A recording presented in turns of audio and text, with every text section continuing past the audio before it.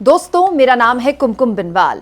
जिस मीटिंग में बीजेपी के चाणक्य अमित शाह मौजूद हों, जिस मीटिंग में बीजेपी के राष्ट्रीय अध्यक्ष जेपी नड्डा मौजूद हों, जिस मीटिंग में स्वयं प्रधानमंत्री नरेंद्र मोदी मौजूद हों, वो मीटिंग बीजेपी की हो और उस मीटिंग में अगर ये खुलेआम कहा जाए कि राह आसान नहीं है, तो मान लिया जाए क्या कि बीजेपी के लिए चुनाव फंस गया है।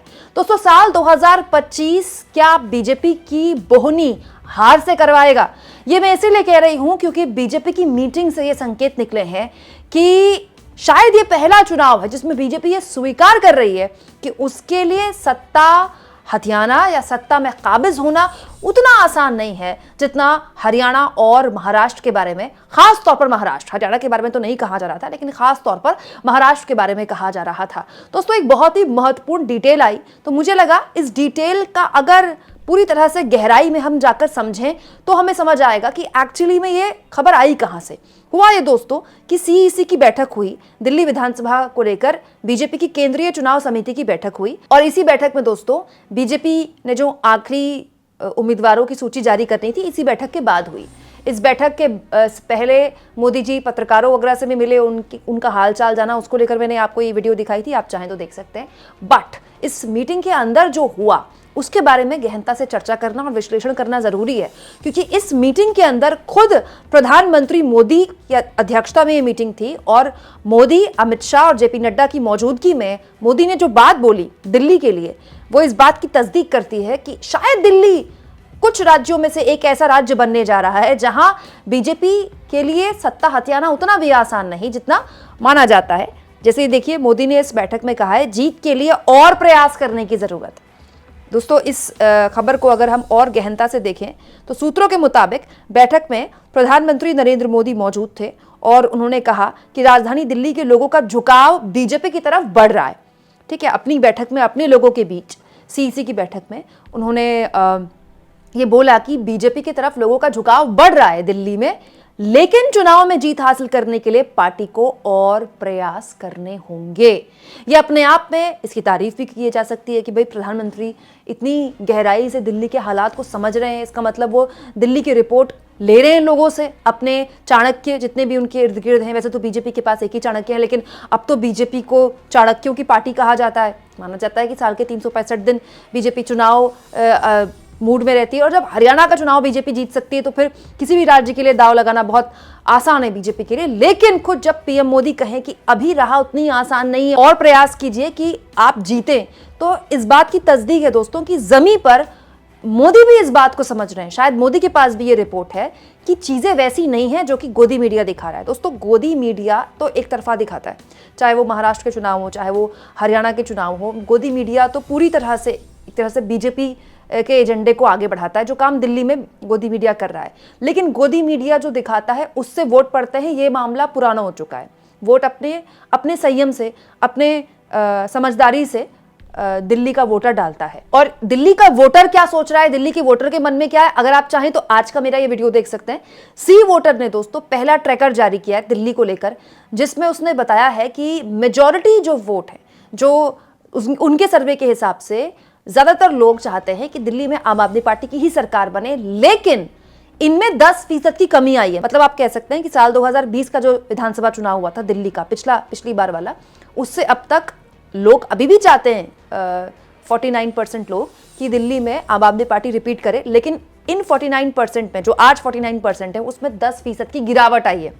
और वो जाहिर सी बात है दोस्तों, 10 साल अगर आप किसी राज्य में सरकार चलाते हैं तो एक थकावट, एक बोरियत आ जाती है। लेकिन इस बात को भी गौर किया जाए कि इतनी थकावट होने के बाद, एंटी इनकम्बेंसी होने के बाद, ईडी के आरोप, शीश महल, अरविंद केजरीवाल का जेल जाना, सब कुछ होने के बाद भी अगर सी वोटर का सर्वे कहता है कि 49% लोग चाहते हैं कि आम आदमी पार्टी रिपीट करे, ये बहुत बड़ी उपलब्धि है। हाल के चुनाव में ऐसा किसी भी राज्य में कमी देखने को मिला है। हालांकि 46% लोग इसी सर्वे में ये भी कह रहे हैं कि सत्ता का परिवर्तन होना चाहिए और ये बीजेपी के लिए जाहिर तौर पर अच्छा है, लेकिन क्या इतना काफी है? क्योंकि दोस्तों 2020 का ये आंकड़ा मैं आपको लगातार दिखाती रहती हूं, जिसमें जब चुनाव के नतीजे आए तो दिल्ली में बीजेपी और आम आदमी पार्टी के बीच ऑलमोस्ट 15% के वोट का अंतर था। 15% इज ह्यूज। हरियाणा में जब बीजेपी ने सरकार बनाई अभी चुनाव में, तो 1% से भी कम का फर्क था, वोट प्रतिशत 1% भी था। और 15% बीजेपी कितना पार्ट पाएगी? क्या 15 का 15% बांट पाएगी?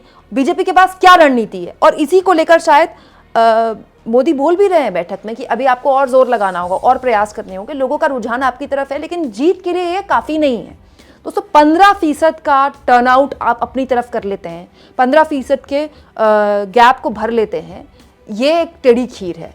ये आसान हो जाता है दिल्ली में बीजेपी के लिए अगर एक सीएम कैंडिडेट होता तो, लेकिन वो जानबूझकर शायद नहीं दिया जा रहा है, या फिर बीजेपी के पास बैंक्रप्सी हो गई चेहरों की। अगर आप चाहें तो ये वाला वीडियो भी देख सकते हैं, बहुत से वीडियोस मैंने दिल्ली चुनाव को लेकर बनाए हैं, बीजेपी के अंदर की राजनीति को आप गहनता से समझ सकते हैं। अगर इस तरह की बात किसी मीटिंग में मोदी बोलते हैं तो मोदी को ये रिपोर्ट मिल गई होगी कि दिल्ली में it's not that easy for BJP के लिए, क्योंकि देखिए आप रणनीति पूरी की पूरी दिल्ली की बीजेपी की धराशायी हो रही है दिल्ली को लेकर। मोदी ने अपनी रैली में शीश महल का जिक्र किया तो बड़ी मजबूती से बीजेपी ने शीश महल का मामला उठाया, लेकिन जिस तरह से आम आदमी पार्टी ने राजमहल वर्सेस शीश महल कर दिया, आई थिंक ये केवल आम आदमी पार्टी ही कर सकती है, और उसके बाद वो मामला ध्वस्त हो गया। उसके बाद पूर्वांचलियों को मुद्दा बनाया, पूर्वांचलियों के अपमान का मुद्दा बनाया, तो संजय सिंह ने बीजेपी की पूरी जो लिस्ट थी वो शेयर करते हुए कह दिया कि ये देखिए इनके उम्मीदवार ये कितना पूर्वांचलियों का सम्मान करते हैं। अब बीजेपी के पास एक हथियार है, वो है हिंदू मुसलमान, जो हर चुनाव में होता है। अब कुछ दिनों में आप देखेंगे वो हथियार और प्रबल तरीके से चलना शुरू हो जाएगा। अब तक केजरीवाल ग्रंथियों को और पुजारियों को भत्ता देकर उसको एक तरह से उसको डिमोरलाइज करने की कोशिश कर रहे हैं, उसको कमजोर करने की कोशिश कर रहे हैं। पिछली बार तो हनुमान चालीसा पढ़नी शुरू कर दी थी अरविंद केजरीवाल ने, याद है आपको, हर न्यूज़ चैनल में।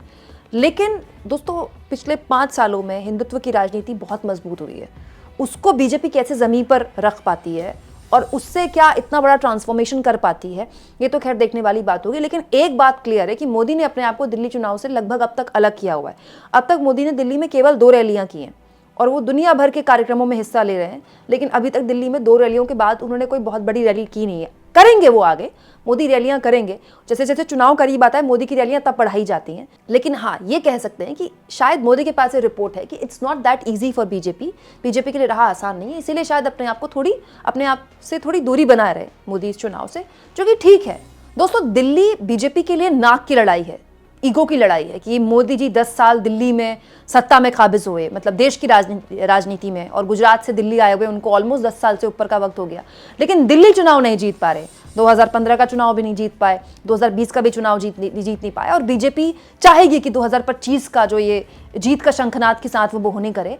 लेकिन एक्चुअली बीजेपी के लिए तो पाने के लिए बहुत कुछ है, लेकिन केजरीवाल तो सब कुछ खो देंगे। अगर केजरीवाल के हाथ से ये चुनाव निकल गया और केजरीवाल ये चुनाव हार गए, दोस्तों केजरीवाल की राजनीति समाप्त हो जाएगी। फिर अरविंद केजरीवाल के लिए पंजाब में भी आम आदमी पार्टी की सरकार बचाना बहुत मुश्किल हो जाएगा।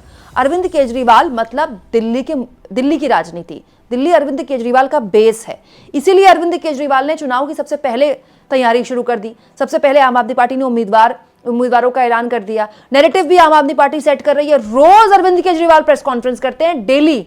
आज भी अरविंद केजरीवाल की प्रेस कॉन्फ्रेंस का ऐलान आ चुका है। अभी तक परसेप्शन अरविंद केजरीवाल के हाथों में है।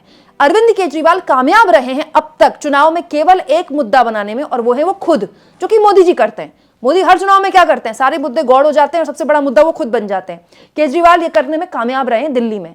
लेकिन जैसा कि मैंने आपसे कहा कि अभी 3 हफ्ते का वक्त बाकी है। आने वाले इन 3 हफ्तों में हर दिन हर घंटे दिल्ली की राजनीति पलट रही है, लेकिन क्या इतनी पलट जाएगी कि आम आदमी पार्टी को शिकस्त देकर दिल्ली में बीजेपी काबिज हो जाएगी? क्या इतनी पलट जाएगी कि जो वरी, जो टेंशन, जो एक चिंता बीजेपी की सीईसी की बैठक में मोदी ने व्यक्त की है कि अभी उतना भी रुझान नहीं है कि आप जीत हासिल कर लें, क्या इस चिंता को बीजेपी जमीन पर उतार पाएगी, या फिर जिस नैरेटिव के साथ, जिस परसेप्शन के साथ अभी बढ़त बनाए हुए हैं केजरीवाल, आगे बढ़ते जाएंगे? हर दिन मैं आपके सामने अपडेट रखती रहूंगी। लेकिन हाँ, मीटिंग में अगर मोदी ये बात स्वीकार कर रहे हैं कि इतना आसान नहीं है, तो फिर आप ये मानकर चलिए कि इस बात को बहुत सीरियसली अरविंद केजरीवाल भी ले रहे हैं, क्योंकि वो भी जानते हैं कि उनके लिए भी वापसी करना इतना आसान नहीं है। बहुत ही कांटे का मुकाबला है दिल्ली में दोस्तों। और ये मानकर चलिए अगर अरविंद केजरीवाल ने चुनाव जीत लिया ना, तो ये जिस तरह से चुनाव लड़ रहे हैं दिल्ली में, ये फिर एक तरह से केस स्टडी बनेगा। हर राज्य में इसी तरह से विपक्ष चुनाव लड़ेगा। आप इस मुद्दे पर क्या सोचते हैं, कमेंट बॉक्स में जरूर लिखें। और जितना हो सके दोस्तों चैनल को शेयर करें, सब्सक्राइब करें, और थैंक्स और ज्वाइन, ये 2 ऑप्शन है जिसके जरिए आर्थिक तौर पर भी आप चैनल के हाथ मजबूत कर सकते हैं।